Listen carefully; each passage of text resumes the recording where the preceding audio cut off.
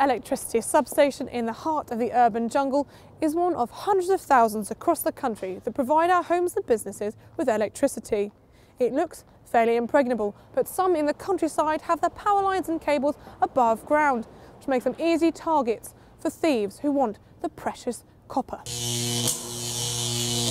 It sounds completely insane, but some thieves have even been risking their lives to steal from pylons, and it's worrying many MPs. Usually the thieves are removing the highest cable, which is the earth cable that runs at the very top. They want the singular cable, which means passing the live and neutral power lines.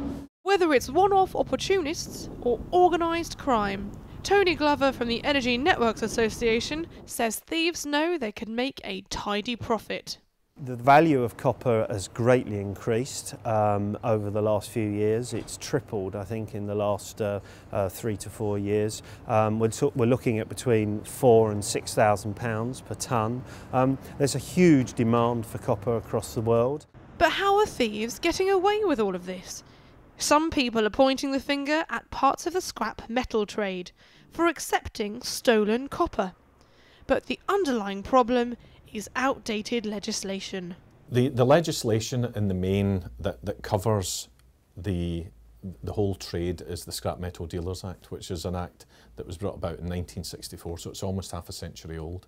And we have advanced a number of arguments to the government that has basically said that this legislation is no longer fit for purpose. Which is exactly why MP Graham Jones tried to push a private member's bill through Parliament earlier this year. With widespread backing from MPs and the transport and energy sectors, the bill called for a proper licensing regime, demanding scrap metal buyers and dealers use ID in transactions, greater police powers when it comes to using DNA tracking, for example, and using a cashless system for all scrap metal transactions. But the bill was blocked, and the industry now has to hope the plans will get a fresh hearing after the Easter break. Despite cross-party support for modernising the rules, MPs worry they could be watered down. There are other issues where the government have got in a mess, so actually bringing forward some legislation after the Queen's speech will be partial. Whether it all sits together like a neat jigsaw remains to be seen. Quite frankly, it's a car crash, really. Vicky Ellis, Energy Live News, Central London.